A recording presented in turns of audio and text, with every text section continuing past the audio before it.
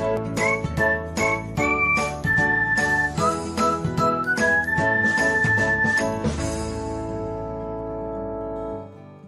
everyone, welcome back to another episode of Technologyglance. Today, in this video, I'm going to guide you through how you can unreduce download quality on YouTube. So, let's get started. Firstly, open YouTube app in your device. Then tap on profile icon. Next, tap on settings. After that, tap on data saving. Next, you can see the option of reduce download quality. Turn off it by tapping on it. So, this is how you can unreduce download quality on YouTube.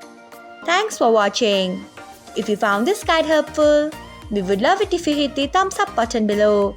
We upload great new tech tutorials like this one every day. So, do not forget to subscribe to our channel and hit the bell icon so that you'll never miss another update.